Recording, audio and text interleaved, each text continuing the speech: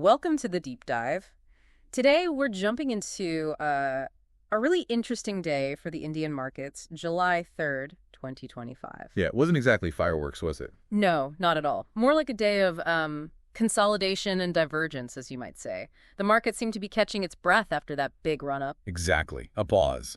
But underneath that pause, there were some genuinely surprising things happening, especially with the big institutional players, FIIs and DIIs, and some specific stocks had quite the story. Right. So we're going to unpack that. We'll look at the main indices, check out those institutional flows, which were quite something, highlight the key stocks, and pinpoint the technical levels to watch. The idea is to get beyond just the numbers and understand why it happened and, why it matters for you watching the market. Precisely. What's the real story behind that day? Okay, so let's set the scene first.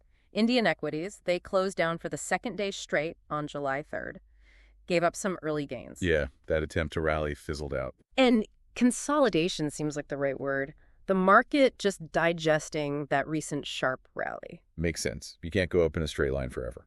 But the divergence part is what really caught my eye. You had the big guys, Nifty, Bank Nifty, closing in the red. But the broader market, the mid caps and small caps, they actually held up pretty well. Some even eked out small gains. So what was putting the brakes on the large caps? Well, that consolidation after a big run is pretty standard. Like you said, it's the market taking stock. Right. And the divergence, it's interesting because it tells you where the selling pressure was. It seems it was really focused on those heavyweight large cap stocks. Ah, the institutional favorites maybe. Often, yes. Yeah. And specifically, it was significant selling in the financial and banking sectors that really weighed things down. Okay, that makes sense. Now, here's another piece of the puzzle. The India VIX, the volatility index. Yeah, what did that do? It actually closed down slightly, down 0.48% to 12.39. Huh. Down, even with the market closing negative. Exactly. It's a bit of an anomaly. Usually, you see VIX spike when the market falls, suggesting fear. So what does a falling VIX suggest here? It suggests this wasn't panic selling. It points more towards orderly profit booking, cautious repositioning, maybe smart money just tidying up portfolios near the highs rather than a rush for the exits. It tells you the underlying sentiment wasn't necessarily fearful. That's a really key insight. So not panic, but definitely pressure, especially on the big indices. Can we zoom in on the Nifty50 and Bank Nifty then? How did they actually perform open to close? Absolutely. Let's take the Nifty50. It opened at 25,505.10. Okay. But it closed lower at 25,405.30. So that's a drop of about 48 points, or roughly 0.19%. And critically, it couldn't hold above that 25,500 level, right? That psychological mark. Correct. Couldn't sustain it. And it closed near its low for the day, which was around 25,384. The high was 25,587, so it gave back quite a bit. And technically, what did that look like on the chart? It formed a sort of narrow-bodied candle, sometimes called a bearish candle. It just reinforces that idea of profit booking coming in at higher levels. Okay. And Bank Nifty, you said that was the main culprit. Oh, definitely. Bank Nifty had a tougher day. It opened at 57,529.95. Right. But it closed way down at 56,791.95. That's a loss of over 200 points. 207 points, to be exact, or 0.36%. Its high was 57,614, but the low was way down at 56,399. Wow, quite a range and a much weaker close. Much weaker. Its underperformance really dragged the whole market down. And technically, this is important, it formed what's called a bearish engulfing pattern. Okay, what does that signal, simply put? It basically means the sellers really took control during the session. The day's price action completely engulfed the previous days. It often signals a potential pause or even a short-term reversal in the uptrend. Sellers definitely overpowered buyers. And was this weakness across the board in banking? It was pretty broad-based, yeah. Kotak Mahindra Bank was down over 2%. Punjab National Bank lost nearly 3.2%. Even the big ones like HDFC Bank and ICICI Bank were quite muted. It showed sector-wide selling pressure. Okay, so the banks really felt the heat. Now, this leads perfectly into the next big question. Who was actually doing all this selling, especially in these heavyweights? Let's talk institutional flows. Right, and this is where it gets really interesting for July 3rd. Yeah. We saw something pretty rare.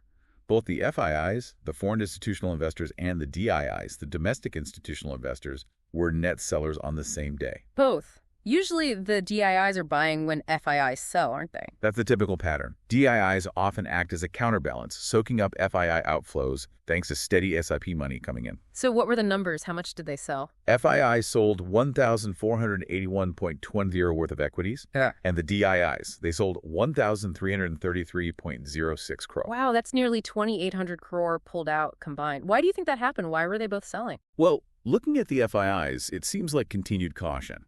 There's a sense that valuations might be a bit rich after the strong rally. Plus, you have the upcoming Q1 earnings season and those ongoing India-US trade talks, maybe a bit of a wait-and-see approach. Okay, caution from the FIIs. What about the DIIs? Why would they sell too? For the DIIs, it's likely prudent profit booking. Think about it. The market's near record highs. It makes sense for fund managers to lock in some gains for their mutual fund unit holders.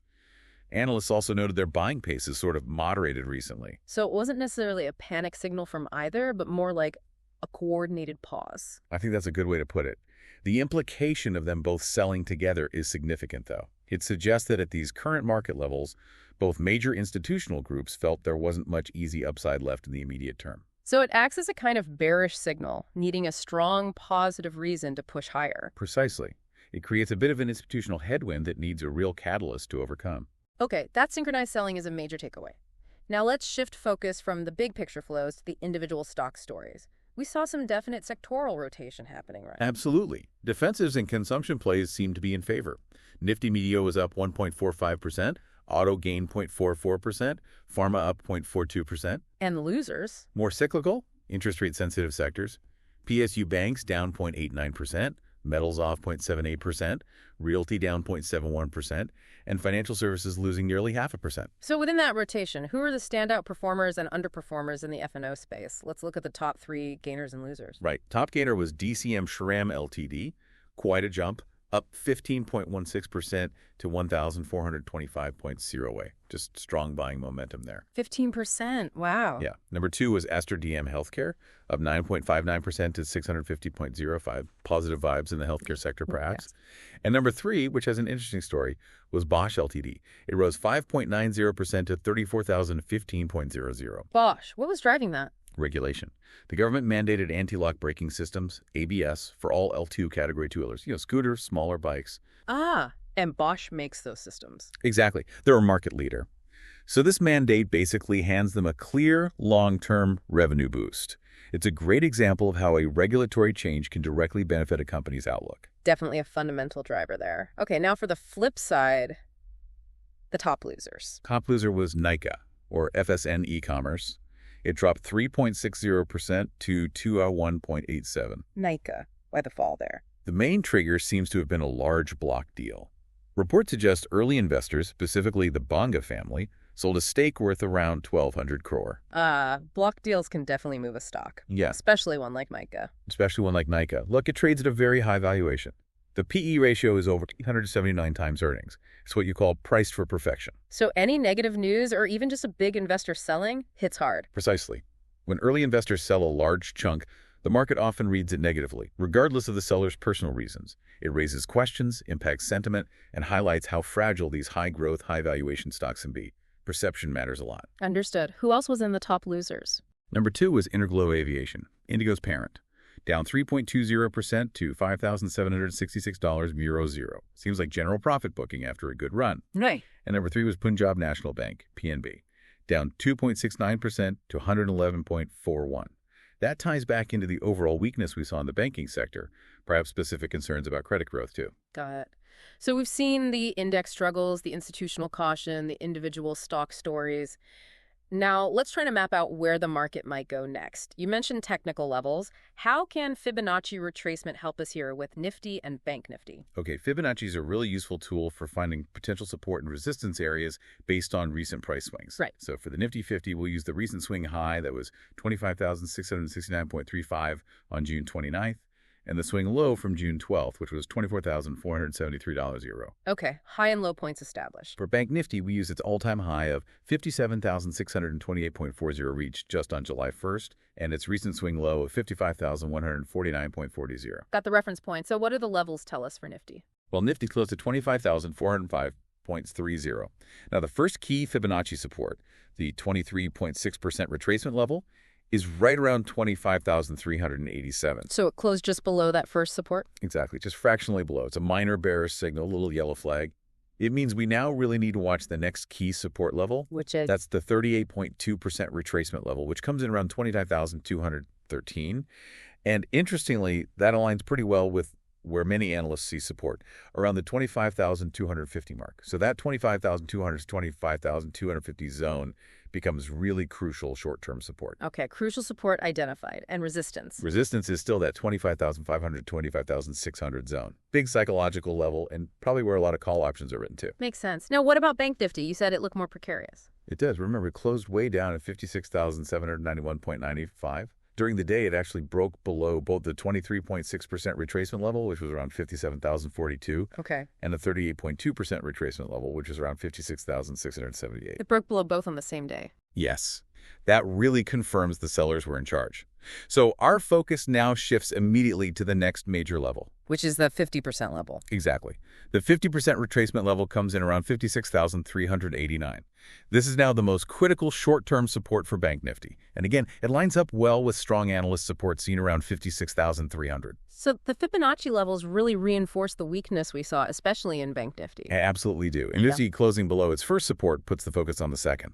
Bank Nifty closing below its first two supports strongly suggests a test of that critical 50% level. Around 56,300, 56,400 is quite likely. Okay, so let's try and wrap this up. July 3rd, 2025, not panic, but definitely consolidation. Profit booking, especially in financials, seems to be the main driver. That sums it up well. Methodical, not panicked. And the really standout feature was that rare synchronized selling by both FIIs and DIIs. A big signal of caution at these levels. A very important signal, yes. Collective pause from the smart money. But interestingly, the broader market showed some resilience. Mid-caps, small caps holding up better. So what does this mixed picture mean for you, the listener, trying to navigate things now? I think it means the market is genuinely at a crossroads. Its next move really depends on whether these key technical support levels hold. So for Nifty, the key zone is? That 25,200 to 25,250 area. That's the critical short-term support. If it breaks below that convincingly, you could see a move towards 25,000. And for Bank Nifty, the leader on the downside. The absolute key is that 56,300 to 56,400 zone, that 50% retracement area. If it fails to hold that, the correction could easily extend towards 56,000. And looking ahead, what are the big things to watch? Well, domestically, all eyes will be on the Q1 corporate earnings season starting soon. And globally, any developments on trade talks will be watched closely. Those are the likely catalysts. Right. So here's a final thought for you to consider. We're seeing this fascinating split, this divergence between the big headline indices like Nifty and Bank Nifty and the broader market. How do you think that resolves itself? Will the strength in the broader market manage to pull the large caps back up? Or is the weakness in financials and the large caps going to eventually spill over and drag everything else down? And maybe more importantly, what does this episode tell you about the value of looking beyond just the main index numbers to understand the real health and sentiment of the market? Something to think about. Definitely food for thought. Thanks for tuning in to The Deep Dive. We'll catch you next time.